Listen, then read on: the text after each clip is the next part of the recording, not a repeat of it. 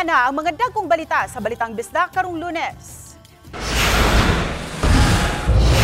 Usa ang patay ug 5 ang naangol dihang nahugno ang gitrabahong edipisyo sa usa ka industrial park. Usa ka babaeng rider nahagbong sa pangpang sa Trans Central Highway. Frisbee ride sa Tagbilaran City gipahunong tungod sa nahitabong insidente. Ug mga senaryo sa posibleng mahitabo atol unya sa canvassing gipangandaman. Kini ang GMA Regional TV Balitang Bisda. Mayong hapon, ako si Cecil Kibod Castro.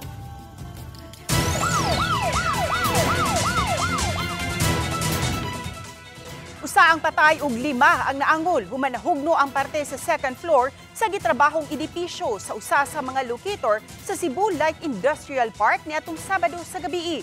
Karong adlaw pa naman gisaulog ang World Day for Safety and Health at Work. Siluan Mirondina sa report. Gihaya na karon sa ilang panimay sa Dipolo, Mandaue City ang 50 anyos nga construction worker. Kinsa usa sa mga nagtrabaho sa second floor sa gipabarog nga edipisyo sa usa sa mga locators sa Cebu Light Industrial Park dihang nikulaps ang parte niini pasado alas 11 sa gabi niadtong Sabado, Abril 26. Apan ang pamilya sa biktima nagdumili pagluwat og pamahayag dihang kuhaan unta sa RTV Balitang Bisda. Samtang padayon pa karong nagpaalim sa tambalanan, ang 5 pa niya ka mga kauban nga nangaangol human sila nangatagak gikan sa ikaduhang andana. Mato ni Police Lieutenant Colonel Christian Torres, spokesperson sa Lapu-Lapu City Police Office, nga ang taga-hospital na ang may pahibaw kanila kabahin sa aksidente kay wa nakig-coordinate kanila ang kontraktor sa naasong edipisyo.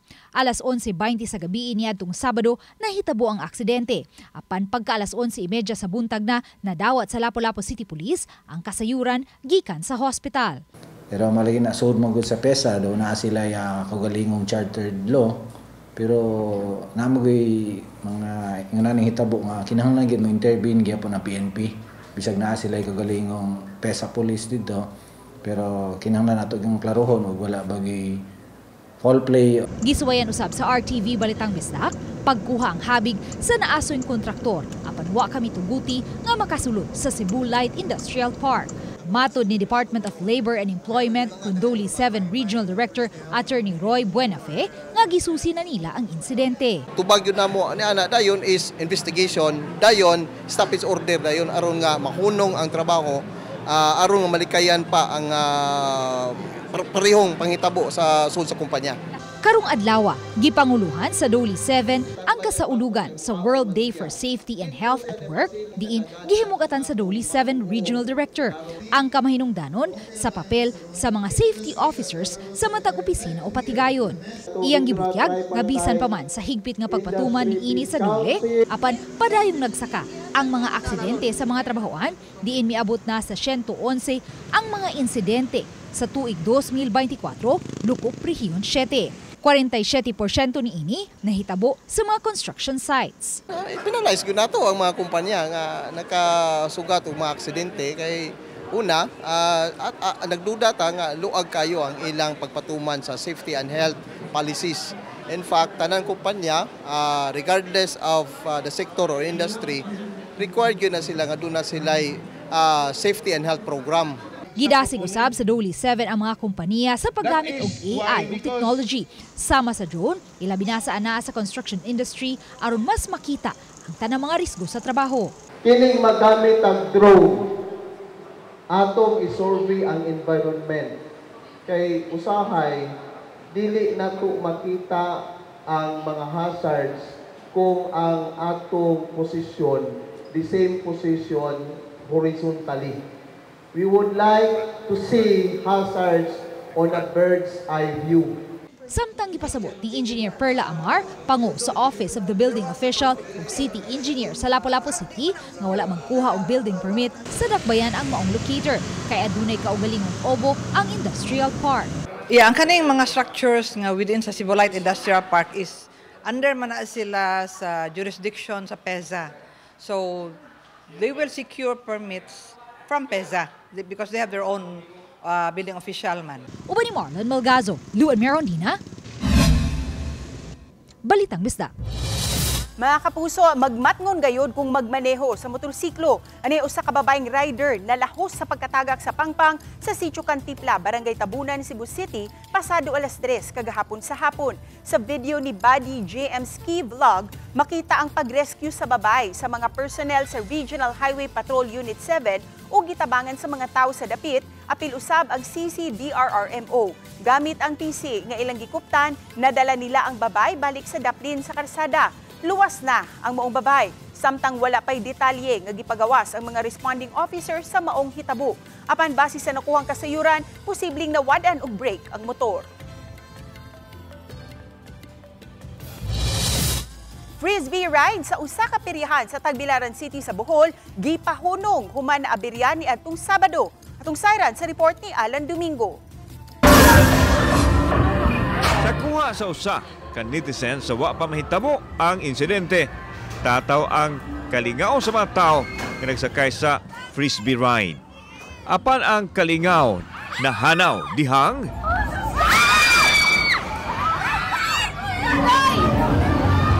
samdan ang usa ka babae human nagkaabirya ang frisbee carnival ride sa Tagbilaran City.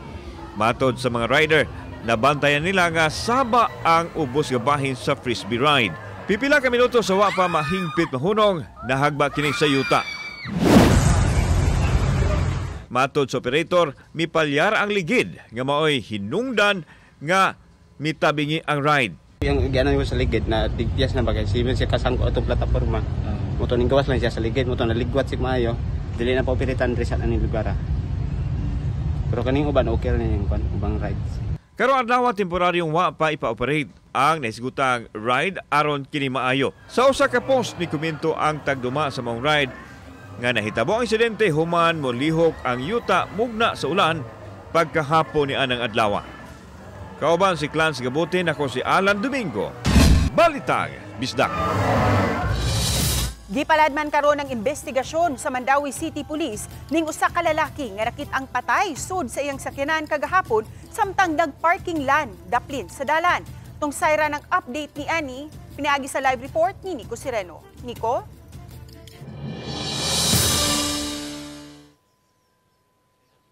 Yeses, dunay pinusilan sa ulo katong maong lalaking biktima nga unang nakit-an sa usa ka traffic enforcer.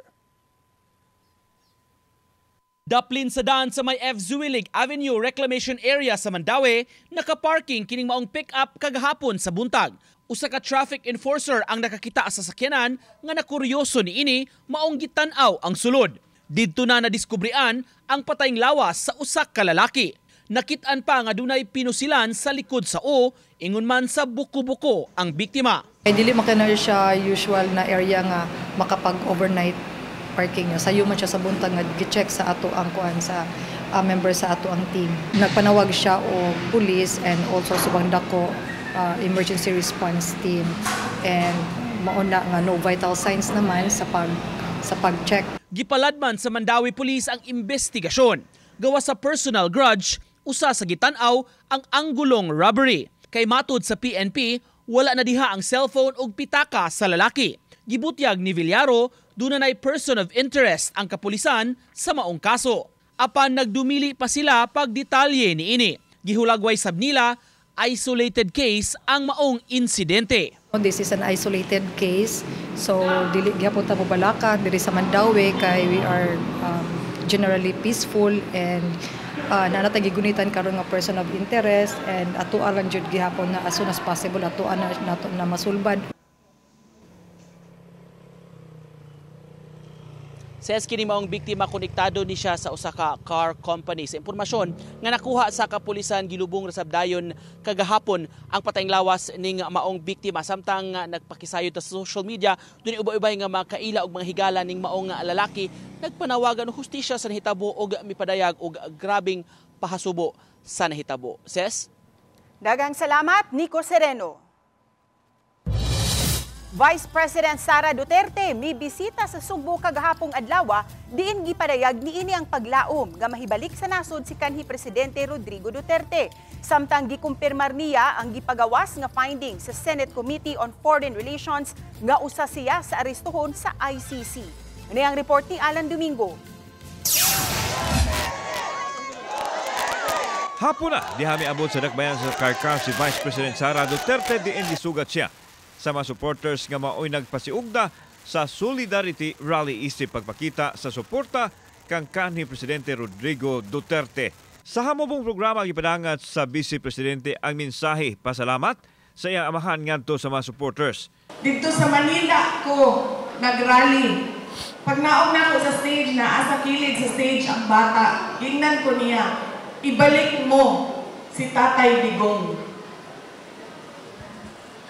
Daghan kaayo ang nagpakita o suporta o pagmahal kaniya. Padayang gisaway sa Vice Presidente ang motibo sa P20 program o 20 pesos nga kilong bugas kay nganong gitunong niining panahon sa eleksyon o nganong pili lang ang mga lugar ang makapalit. Matod sa DA, karong simana sugdan ang pagpatuman sa programa diin ang tulo ka rehiyon sa Visayas ang pilot area. Giparehag usab ni Duterte ang iyahang kahingawa sa makinaryang gamiton sa maabot nga piniliay. Ang panigas karon naaman dito sa sulod sa makina. Dili na sa katong kaniadto na mga nagasulak pata sa ato ang boto. Wapay pamahayag ang Comelec mahitungod niini. Samtang gikumpirmar sa Vice Presidente ang findings nga gipagawa sa Senate Committee on Foreign Relations nga apil siya sa kinakdang aristohon sa ICC kauban ang duha ka mga senador ug ang kanhi mga opisyal sa PNP. Kagahapong adlaw gibutyag sa Pangulo sa Senate Committee on Foreign Relations ang resulta sa ilang pakisusi sa pagdala ni kanhi Pangulong Duterte ngadto sa The Hague, the Netherlands. Matod ni Senador Marcos, adunay nahitabong panagkonsabo sa mga opisyal sa kagamhanan aron madala sa laing nasod ang kanhi Presidente. Girekomendaro sab sa Senador ngadto sa Ombudsman ang pag-imbestigar sa mga nalambigit. The arrest and transport of former President Rodrigo Duterte to the ICC is apparently politically motivated. It's apparent that the final arrest of the former president on March 11 was part of a whole of government effort to bring down the Dutertes as early as possible before 2028. Na ako sa listahan, daghan kaayo mi nga naa sa listahan sa ICC. Nahibaw ko ana kay pag-abot nako didto natingala ko nga nung sa sugod pwede pa ko mobisita kada adlaw. Giundang nila pagkahuman ilahan ang gina-record ang mga ginaistoryahan namo ni Pangulong Duterte. Wapay pamahayag ang mga gisgutan ni Senador Amy Marcos mahitungod dinhi.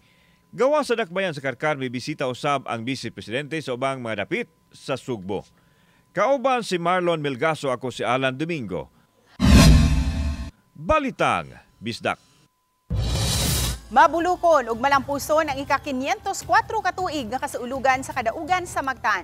Gisugdan kini sa usa ka flag raising ceremony ug wreath laying sa monumento sa labing unang bayani sa nasod nga si Datu Lapu-Lapu. Si DBM Secretary Amina Pangandaman ang nagsilbing guest of honor and speaker sa maong kalihukan.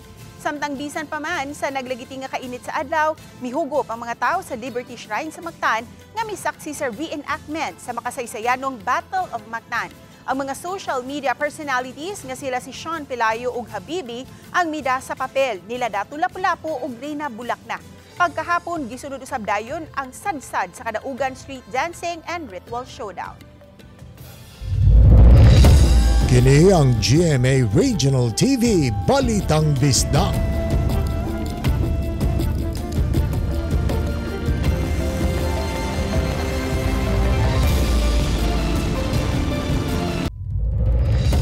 Kini ang GMA Regional TV Balitang Bisdak.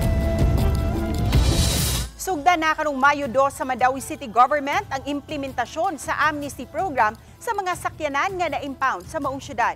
Sa laing hugna sa amnesty, hatagan og tsansa ang mga tao nga maklaim ang ilang mga sakyanan nga dugay nang na-impound sa Traffic Enforcement Agency. 1,000 pesos ra ang bayaran ni ini ug dili na bayran og apil ang adlaw-adlaw nga storage fee. alang kini sa mga sakyanan nga na-impound gikan tuig 2023 paatras. Gipa-implementar ang amnesty program aron matabangan ang mga dili kaayo ka-afford tungod sa dakong bayronon aron pagkuha sa mga sakyanang gi-impound tungod sa lain-laing violation. Nang hinaot ang taga-team nga i-avail kini ug mapahawan pa ang impounding area nga naghuot na karon sa mga sakyanan. Gikan Mayo 2 hangtod Hulyo 31 epektibo ang amnesty. Kay human niini mabalik na sa normal ang bayronon kung mag-claim sa impounded vehicle. Confident mi nga daghan og ubay-ubay ang mukuha karon kay especially ato namang gipalapdan no ang mga katuigan ba diin ang pwedeng maka-avail ani nga programa.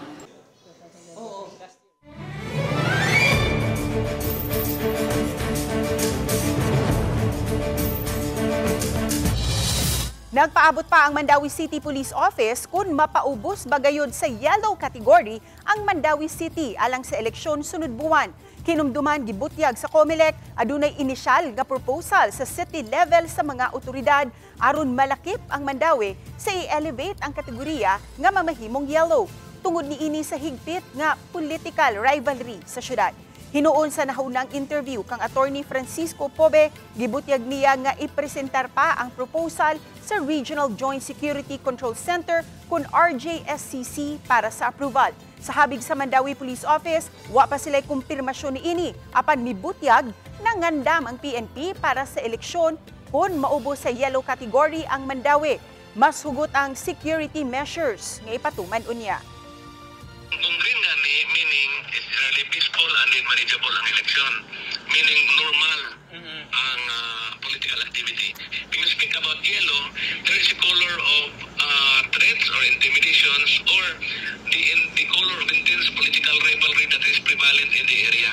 Padayon nagyapon ang ato ang mga security, kung sa mga conduct nato, ang stricter nato ng mga checkpoints, ato ang border control, security, beat patrol, presence of kapulisan everywhere kung asa dapit ang areas of convergence. Unsi ka mga tao ang patay samtang ubay-ubay ang samdan dihang giararo sa usa ka sakyanan ang mga tao atol sa gipahigayong Lapu-Lapu Day sa Vancouver, Canada. Ang detalye sa report ni Luan Merondina. Napuno sa mga food truck ug tao kining karsada sa Vancouver, Canada alang sa usa ka street festival sa Sunset on Fraser community. Subay kini sa pagsaulog sa Lapu-Lapu Day sa mga Pilipino didto. Apan ang kasadya sa selebrasyon, oh my God, there's a lot! Nahuman sa usa ka trahedya dihang gidaro sa usa ka SUV ang pundok sa mga tao. Sir, can you hear me? Daling niabot ang mga emergency responders.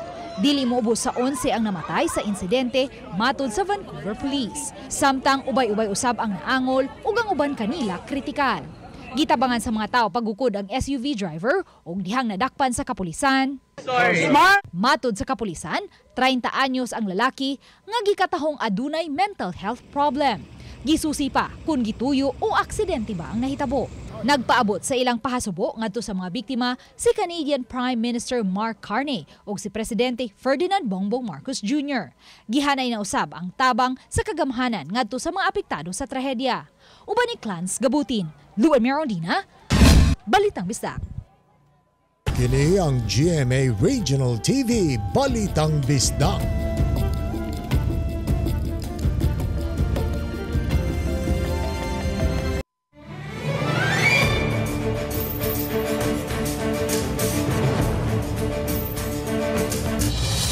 Isip kabahin sa gihanay nga security preparation sa naghinangat nga midterm elections, Lapu-Lapu City Police mihimo og simulation exercise sa mga worst case scenario aron masukod ang police response. Partikular nilang gipangandaman ang kagubot nga motumaw atol sa canvassing sama sa hostage taking, bomb threat ug mass demonstration. Matud ni Police Lieutenant Colonel Christian Torres, spokesperson sa Lapu-Lapu City Police Office, nga sa pagkakaroon walay mga natalang election-related incidents sa dakbayan. Apan mahinungdanod nga mapangandaman sa kapulisan ang mga worst-case scenario. Judgment call mangguna sa kinsay naada yun diyang opisyal ba. Then unsa kapaspas ang mga reaction unit nga considering og mo failed ang negotiation, unsa sa ang kapaspas ang ato ang responde sa katong tactical operation na to. 12,000 ka mga magtutudlo sa Central Visayas ubos sa Department of Education ang moabag sa Commission on Elections karong May 12 national and local elections. Matud ni Dr. Salustiano Jimenez, Regional Director sa DepEd 7, nga andam na ang mga magtutudlo alang sa eleksyon. Sa 12,000 ka mga magtutudlo, kapin sa 1,000 kanila moalagad sa eleksyon. Kapin 500 kanila magsilbing mga electoral boards, samtang ang nahabilin magsilbing mga support staff. Samtang gipahinumduman usab ni Jimenez ang mga magtutudlo nga sigurudoong non-partisan gayod ug way dapigan ug di magpasagad og post sa social media. Remember nga ang eleksyon dili na kada adlaw nya dili ni lifetime nimong magunitan nga tungod ang eleksyon maning ana ka, but ang imong pagka maestra dinha ka nagsalig para ma-sustain ang imong panginahanglan sa imong pamilya. Kini ang GMA Regional TV Balitang Bisdak.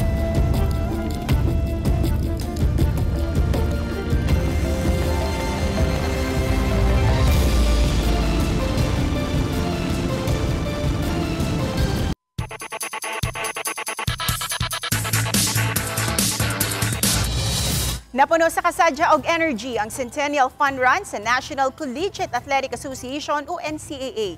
Mga estudyante gikan sa rekadeyang kolehiyo ang miapil sa Fun Run sa Rojas Boulevard ubos sa 3K, 5K ug 10K nga category. Excited ang uban ilabi na sa mga first time nga miapil og Fun Run sa NCAA. Gawa sa dagan, dungan pud silang misayaw. Present sa kalihukan si Sparkle host ug sportscaster Martin Javier nga first time nga mi-host sa Fun Run. Mga kapuso, magsugod na ang proof of purchase promo sa GMA, ang Kapuso Big Time Panalo Season 3. Mamahimong magpadala og mga entries ang mga namalitay, lakip na ang mga sari-sari store owner sa kapin 1,000 ka mga participating Mercury Drug Stores, Pure Gold branches, GMA Regional TV ug radio station sa tibuok nasud. Kapin sa 11 million pesos ang ipanghatag. Lakip na ang 7 ka mga maswerteng mananaog sa 1 million pesos nga grand draw. Magsugod ang official sending of entries karong May 3 hangtod na sa July 11, 2025. Mga kapuso, magbantay sa fake news, fake Facebook accounts ug scam text. Ug tutok lang si GMA ug i-follow ang GMA Promos Facebook alang sa kumpletong detalye. Midangup na sa CSWD Lapu-Lapu City ang inahan nga nagpost sa social media kabahin sa nahitabong initiation sa grupo sa mga batan-ong babay. Din usah ang iyang anak sa mga unang midapat ngadto sa laing minor de edad. Matud ni Buenafe Remo Caldo, Social Welfare Officer 3, nakadawat sila og kasayuran nga ang 13 anyos nga dalagita ato ang midangup sa mga apuhan habig sa iyang amahan. Gidasig nila ang inahan nga ipada ang dalagita sa CSWD aron ila kining mahinabi ug masuta ang dynamics karon sa ilang pamilya ug kun unsa ang problema sa bata. Kini aron usab masubay ang identity sa ubang mga minor de edad nga anaa sa video ug makuhaan og habig ang ilang mga ginikanan niini ilabi na ni adtong mga minor de edad nga gidapatan. Ay basin pod nainaan ang bata kay naay mga kakulangon po diha sulod sa pamilya. So kung makita nga ang nakita nato is naagyud sa bata, no? Ang dako nga risko ayan na dito mo recommend for another na pod nga kanang plan. Gipaubos sa training ug seminar ang kapulisan sa Talisay City alang sa basic radio etiquette. Kini aron kalikayan ang miscommunication ug aron mas paspas ang pagresponde kung adunay emerhensya ug krimen. Gamit pa nila kaniadto ang handheld radio nga adunay frequency apan adunay mga lugar nga dead spot. Apan karon mga bag-ong digital nga kahimanan ang gigamit sa kapulisan sama sa internet-based handheld radio. Busa pinaagi sa internet-based handheld radio, mas sulbad ang ilang problema sa komunikasyon. Matud ni Police Lieutenant Colonel Myla Maramag, hepe sa kapulisan sa Talisay, nga ang ilang programa nagsubay sa gipatuman sa Police Regional Office 7. Samtang nakig-alayon usab si Maramag sa mga barangay officials ug sa komunidad alang sa sayon nga paggamit sa kapulisan sa mga kuha sa CCTV sa palibot sa dakbayan ug sa pagtubag kung adunay emerhensya o krimen. Hinungdan nga bahad ni maramag nga mailhan ug madakpan gayon ang mga nagtinguha nga mohimo og krimen sa Talisay City. Proper courtesy and decorum, and also politeness and how to communicate sa jud kay nakalimot na sad ang uban nato sa mga kanang gitawag nga written codes ba. To avoid misunderstanding. To avoid, yeah, especially that one, to avoid misunderstanding during the time nga magbato ta.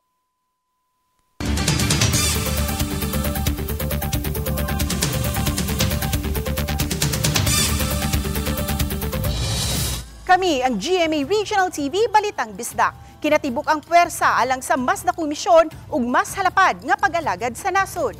Maayong hapon mga kapuso.